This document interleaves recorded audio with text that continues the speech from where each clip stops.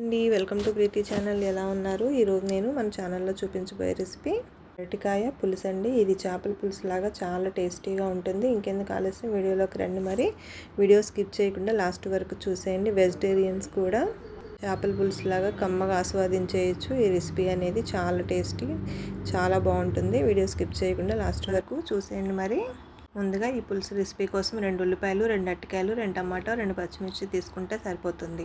ఉల్లిపాయ, టమాటా, పచ్చిమిర్చి సన్నగా కట్ చేసుకోవాలి. అరటికాయ వచ్చేటప్పటికి ఎలా కట్ చేసుకోవాలో చూపిస్తాను. చూసారు కదా, అరటికాయ అంతా కూడా సన్నగా తొక్క తీసేసుకోవాలి. ఇట్లా తొడుమ తీసేసుకొని సన్నగా కట్ చేసుకోవాలి. అవి కూడా క్రాస్గా కట్ చేసుకోవాలి. ఒకవైపు కొంచెం ఒత్తుగా ఉండి ఒకవైపు పలచగా ఉండాలి. అట్లా కట్ చేసుకోవాలి. చూడండి, ఈ విధంగా కట్ చేసేసుకొని అన్నీ కూడా వాటర్లో వేసుకోవాలి. అప్పుడు ముక్కలు నలుపు రాకుండా ఉంటాయి. చూసారా ఎట్లా కట్ చేసుకున్నామో? ఈ విధంగా పీసెస్ అన్నీ కట్ చేసుకొని పక్కన పెట్టుకొని పులుసు కోసం స్టవ్ మీద కడాయి వెడల్పుగా ఉన్నదా ఆన్ చేసుకోవాలి. అందులో పులుసుకు సరిపడా ఆయిల్ తీసుకొని ఒక ఎండుమిర్చి వేసుకోవాలి. ఇప్పుడు సన్నగా తరుముకున్న పచ్చిమిర్చి, ఉల్లిపాయ ముక్కల్ని వేసేసుకోవాలి. ఉల్లిపాయ ముక్కలన్నీ కూడా బాగా మెత్తగా ఫ్రై అయిపోవాలి. చూసారు కదా, ఉల్లిపాయ ముక్కలన్నీ కూడా బాగా చిన్న సైజు కట్ చేసుకోవాలి. ఇందులో రుచికి సరిపడా సాల్ట్ కొంచెం యాడ్ చేసుకోవాలండి. మిగతా ఇంగ్రీడియంట్స్లో కూడా నేను చూపిస్తాను, అందుకని ఇక్కడ సాల్ట్ అనేది కొంచెం యాడ్ చేసుకొని ఉల్లిపాయ అంతా కూడా బాగా కలిపేసుకొని మూత పెట్టేసుకొని ఒక 3 మినిట్స్ పాటు ఉల్లిపాయ మగ్గనిచ్చుకోవాలి. చూడండి, 3 మినిట్స్కి ఉల్లిపాయ అంతా కూడా కలర్ చేంజ్ అయిపోయి బాగా ఫ్రై అయింది. ఇందులో టమాటా ముక్కలను కూడా వేసేసుకొని బాగా కలిపేసుకోవాలి. టమాటా అంతా కూడా మెత్తగా స్మాష్ అయిపోవాలండి. ఇప్పుడు మూత పెట్టేసుకొని ఒక 2 నిమిషాలు మగ్గబెట్టుకుందాం. ఈలోగా మనకు కావాల్సిన గ్రేవీ కోసం ఒక 1/2 కప్పు మజ్జిగ తీసుకోవాలి. మీరు గట్టి పెరుగైనా తీసుకున్నా పర్వాలేదు. ఇలా మజ్జిగ చేసుకున్నాం అనుకోండి, ఇంగ్రీడియంట్స్ అన్నీ బాగా కలుస్తాయి. ఇందులో కొంచెం పసుపు, 1/2 స్పూన్ జీలకర్ర పొడి, 1/2 స్పూన్ ధనియాల పొడి వేసుకోవాలి. అట్లానే రుచికి సరిపడా కారం వచ్చేసి 1.5 స్పూన్ యాడ్ చేసుకోవాలి. ఇప్పుడు ఇవన్నీ కూడా ఈ మజ్జిగ మిశ్రమంలో బాగా కలిపేసుకోవాలి. చూడండి, అన్నీ కూడా ఒకటే థిక్నెస్గా వచ్చింది కదా, ఇలా థిక్గా ఉండాలి. అందుకని నేను 1/2 కప్ తీసుకున్నాను. ఇప్పుడు పెద్ద సైజులో ఉన్న ఉల్లిపాయ ఒకటి ఇలా సన్నగా కట్ చేసుకొని మిక్సీ జార్లోకి వేసుకొని బాగా మెత్తగా పేస్ట్ చేసి పక్కన పెట్టుకోవాలి. ఇవన్నీ కూడా మనకి పులుసుకి చాలా ఇంగ్రీడియంట్స్ అండి, చాలా టేస్ట్ తెస్తుంది. ఇప్పుడు మనం స్టవ్ మీద కర్రీ అంతా కూడా మెత్తగా అయిపోయింది. టమాటా మూత తీసుకున్నాము.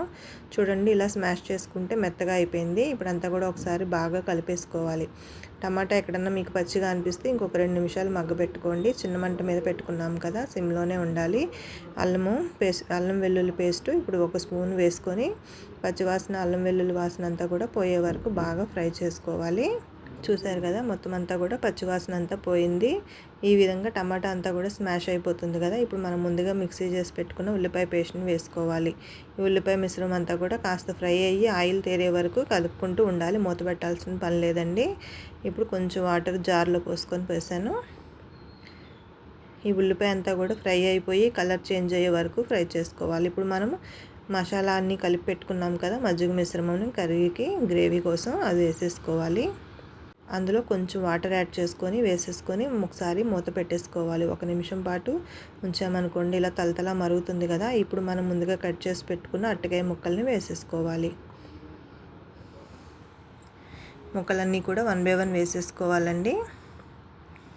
అరటికాయలు మనం ఏమి ఫ్రై చేయాల్సిన పని లేదు. ముందుగా ఇలా పులుసు మరుగుతున్నప్పుడు వేసుకోవాలి. అప్పుడు లోపల వరకు పులుసులో ఉన్న ఉప్పు, కారం అన్నీ కూడా లోపలికి వెళ్తాయి. చూసారు కదా, ముక్కలన్నీ కూడా వేసేసి మూత పెట్టేసుకుందాం. ఒకసారి ముక్కలన్నీ ప్రెస్ చేసుకున్నాం అనుకోండి, పైన ఏమీ తేలకుండా ముక్కలన్నీ మునగాలి కదా. మూత పెడితే ముక్కలన్నీ ఉడికే కొద్దీ కిందకి దిగిపోతాయి. చూడండి, ముక్కలన్నీ కూడా కిందకి పోయాయి అంటే ముక్కలన్నీ ఉడికిపోయాయి. ఇందులో కాస్త చింతపండు రసం వేసుకోవాలండి, పులుపు. ఇది నిమ్మకాయ సైజ్ అంతా తీసుకొని మనం కొంచెమే యాడ్ చేసుకోవాలి. చింతపండు ఎక్కువ వేసుకుంటే ఫ్లేవర్ అనేది తెలియదు, అందుకని కొంచెమే చింతపండు రసం వేసుకొని దీంట్లో ఇంకొంచెం వాటర్ యాడ్ చేసుకొని మూత పెట్టేసుకోవాలి. చూసారు కదా, ముక్కలన్నీ కూడా లోపల వరకు పులుసు పట్టాలి కదా, అందుకని కాస్తంత వాటర్ వేసుకొని బాగా కలిపేసుకోవాలి. కలుపుకున్నాక మూత పెట్టేసుకోవాలండి. ఒక 2-3 నిమిషాల వరకు పులుసు అనేది బాగా మరుగుతుంది. చూసారు కదా, ఒకసారి ఇలా మొత్తం కలిపేసుకున్నాక ఇందులో కొంచెం కొత్తిమీర అనేది యాడ్ చేసుకోవాలి. మీరు ఇక్కడ తాలింపు అనేది నేను ముందుగా ఇన్స్టెంట్గా చేసి పెట్టుకుంటానండి ఫ్రిడ్జ్లో. ఆ తాలింపు మిశ్రమాన్ని ఒక స్పూన్ వేసుకున్నాను. మీరు ఇక్కడ డైరెక్ట్గా తాలింపు అయినా సరే వేసుకోవచ్చు. ఈ స్టేజ్లో తాలింపు వేసుకోవడం వల్ల చాలా బాగుంటుంది. ఇందులో కొంచెం కల్లుప్పు కూడా వేసేసుకొని పులుసు అంతా కూడా ఒక మరగనిచ్చుకోవాలి. ఇప్పుడు మూత పెట్టేసి ఒక 3-4 మినిట్స్ మరగనితే పులుసు అనేది రెడీ అయిపోతుంది. చూసారు కదా, కొంచెం మరిగితే బాగుంటుందని నేను కదపలేదు. పులుసు అంతా కూడా ఈ చిక్కదనం వచ్చింది. ఇట్లా ఉంటే సరిపోతుంది. చల్లారే కొద్దీ టేస్ట్ అనేది చాలా బాగుంటుంది చూడటానికి కూడా. అంతేనండి, ఇంక నేను 4 మినిట్స్ వరకు ఉంచాను. స్టవ్ ఆఫ్ చేసేసుకున్నాను. పులుసు అంతా కూడా చల్లారిపోయింది. చూసారా, కొంచెం ఇంకా వేడిగా పొగలొస్తుంది. స్టవ్ కట్టేశాను, కాకపోతే కొంచెం కూల్ అవ్వాలి. చూసారా, చేపల పులుసును మించిన రుచితో చాలా అద్భుతంగా ఉంటుంది. అరటికాయ పులుసు ఒకసారి ట్రై చేసి ఇంట్లో వాళ్ళకి ఇలా చేసి పెట్టండి. హాయిగా కడుపు నిండా కమ్మగా తింటారు. చూసారా, చేపల ముక్కలన్నీ కూడా నేను వెజిటేరియన్ అరటికాయేనండి. చేప అంటే చేప కాదు, కంగారు పడకండి. ఈ రెసిపీ మీరు కూడా ట్రై చేసి రెసిపీ మీకు ఎలా అనిపించిందో నాకు కామెంట్ చేయండి ఫ్రెండ్స్.